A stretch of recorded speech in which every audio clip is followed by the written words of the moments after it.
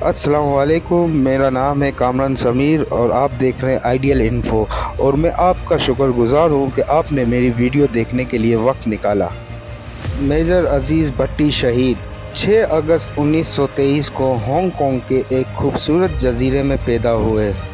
उनके वालिद मास्टर मोहम्मद अब्दुल्ला इस जजीरे पे मकामी स्कूल के टीचर थे। बहन भाइयों में मेजर साहब का चौथा नंबर था। इब्तदाई तालीम के लिए उनको वहीं दाखिल करवा दिया गया। इस जजीरे पर एक चीनी नजूमी ने एक बार मेजर अजीज़ भट्टी को देखा तो बाइख्तियार पेशन गोई कर दी। ये बच्चा ज़िंदगी में बेहद नाम कमाएगा और ये जब दुनिया से रुखसत होगा तो इसकी शोहरत हर ज़बां पर होगी। उसी ज़माने में दूसरी जंग अज़ीम के शोले बरक उठे। 1941 में जापान ने हांगकांग पे कब्ज़ा कर लिया और उसके साथ ही अजीज़ भट्टी के घराने पर मसाइब आलम ने हमला कर दिया। जंग अज़ीम का इख्तिताम 1945 में हुआ। हालात को देखते हुए अजीज़ भट्टी के वालिदैन ने नकल मकानी का फ़ैसला कर लिया और बच्चों को साथ लेकर पाकिस्तान चले आए, जो उस वक्त हिंदुस्तान का हिस्सा था। इनकी मंजिल इनका आबाई गांव लादिया था, जो ज़िला गुजरात में वाक़ है। 2 साल के बाद यानी 1947 में अजीज़ भट्टी की शादी अपने गांव में सूबेदार अकरमुद्दीन की साहबजादी मोहतरमा ज़रीना बेगम से हुई। ये शादी इनके लिए एक अच्छी ज़िंदगी की नवीद लेकर आई। शादी के कुछ अरसे के बाद अजीज़ भट्टी और उनके 2 भाई नज़ीर अहमद और सरदार मोहम्मद इंडियन एयर फोर्स में भर्ती हो गए। इसी साल 14 अगस्त को पाकिस्तान वजूद में आ गया और इनके मुतल्लका दस्ते रावलपिंडी आ गए। यहाँ आते ही अजीज़ भट्टी ने पाक आर्मी कमीशन के लिए दरख्वास्त दे दी, जो मंजूर कर ली गई। 1955 के आखिर में वो कैप्टन राजा अजीज़ भट्टी हो गए। मज़ीद ट्रेनिंग के लिए वो कोयटा चले गए।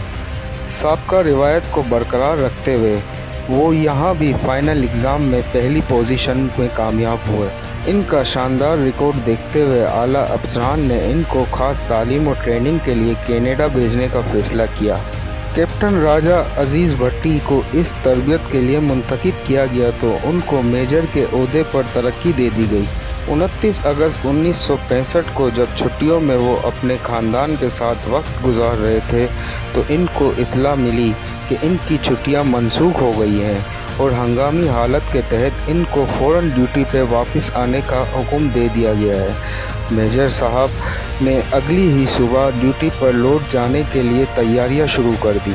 वो उनकी फैमिली के साथ आखिरी रात थी। जब वो रात को उनके साथ खाने पे बैठे बातचीत कर रहे थे तो बेगम ने अफसोसगी से पूछा, हालात ख़राब होने की सूरत में छुट्टी मनसूख हो गई है, क्या हालात दुरुस्त होने की सूरत में दोबारा छुट्टी मिल सकेगी? अजीज़ भट्टी ने मुस्कुराकर कहा, ज़रूर मिल सकेगी और एक फ़ौजी की ज़िंदगी में ये उतार चढ़ाव तो आते ही रहते हैं। उनके बेटे जुल्फ़िकार ने सवाल किया, क्या अब्बा जान अब हमारी भारत से जंग होने वाली है? हाँ बेटा, लगता है अब जंग होकर रहेगी।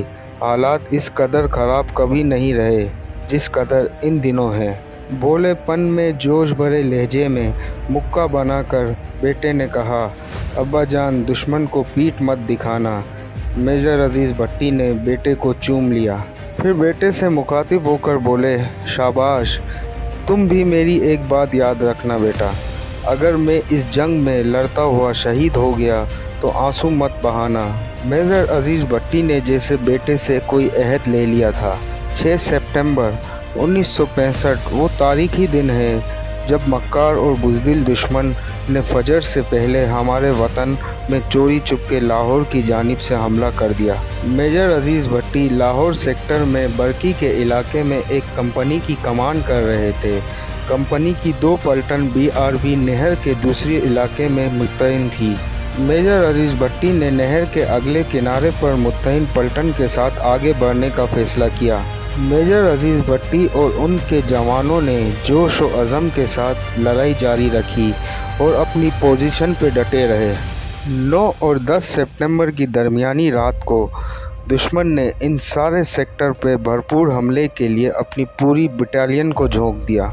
मेजर अजीज़ भट्टी को इस सूरत हाल में नहर के अपनी तरफ के किनारे पर लौट आने का हुक्म दिया गया, लेकिन जब वो लड़ भिड़ के रास्ता बनाते हुए नहर के किनारे पे पहुँचे तो दुश्मन उस मकाम पर कब्ज़ा कर चुका था। उन्होंने इंतहाई शदीद हमले की क़यादत करते हुए दुश्मन को इस इलाके से बाहर निकाल दिया और फिर उस वक्त तक दुश्मन के मुकाबले में सामने खड़े रहे जब तक इनके तमाम जवानों और गाड़ियाँ नहर के पार ना पहुंच गई।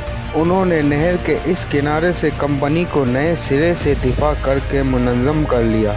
इस महाज पे गुज़िश्ता 6 दिन और 6 रातों से दुश्मन का इस कदर जानी और माली नुकसान हो चुका था जिसका सब्र भी महाल था। भारतीय फ़ौज इस महाज पे 150 जवानों की मुख्तसर नफरी से शिकस्त के बाद जानलेवा एहसास कमतरी में मुब्तला हो चुकी थी। इस महाज में भारत के सैकड़ों फ़ौजी जहन्नुम विसाल हो चुके थे, जबकि जवाब में पाकिस्तान फ़ौज के सिर्फ 11 जवान शहीद हुए थे। 12 सितंबर 1965 की सुबह मेजर अजीज़ भट्टी ने वज़ू किया, फजर की नमाज अदा की और पटरी की जानिब बढ़ गए, जहां खड़े रहकर इन्हें आज भी अपने दस्ते के लिए ओपी के फ़राइज़ अंजाम देने थे। भारतीय फ़ौजी की फायरिंग सुबह से शिद्दत से जारी थी। गोले मेजर अजीज़ भट्टी के दाएं बाएं गिर रहे थे। चंद गोले इनके आगे चंद गज के फासले पर गिरकर फटे। इसी दौरान मेजर साहब ने देखा कि बरकी की तरफ से चंद भारतीय टैंक नहर की तरफ चले आ रहे हैं। उन्होंने फ़ौरन तोपखाने को उस तरफ गोलाबारी करने का हुक्म दिया। फायर ठीक निशाने पे लगा। भारतीय टैंक बच्चों के खिलौने की तरह फ़िज़ा में उछलकर आग के गोलों में लपटते हुए ज़मीन पर गिरकर तबाह हो गया। सुबह 9:30 का वक्त था जब दुश्मन की एक तोप से गोला फायर हुआ, जो फ़िज़ा में बुलंद हुआ और सीधा मेजर अजीज़ भट्टी के सीने से टकराया। मेजर अजीज़ भट्टी उछलकर गिर पड़े। वतन का बहादुर मुहाफ़िज़ अपने फ़र्ज़ की अदायगी में जाम शहादत नोश कर चुका था। मेजर अजीज़ भट्टी अपने मुल्क के लिए आखिरी सांस तक लड़ते रहे और पाकिस्तान की तरफ से उनको निशाने हैदर भी दिया गया। 1965 की जंग में भारत को भयानक शिकस्त का सामना करना पड़ा। पाकिस्तान को फतेह मिली। भारत में आज भी वहाँ के बड़े बड़े सुरमा जब 1965 की जंग को याद करते हैं तो उनकी रूह कांप जाती है। उम्मीद करता हूँ आपको ये वीडियो पसंद आई होगी। प्लीज़ इस वीडियो को लाइक कर दें और इसी तरह की वीडियो आप देखना चाहते हैं तो कमेंट्स बॉक्स में आप मुझे मैसेज कर सकते हैं। मेरे YouTube चैनल आइडियल इन्फो को सब्सक्राइब करके बेल आइकन पर ज़रूर क्लिक कर लीजिएगा। अस्सलाम वालेकुम।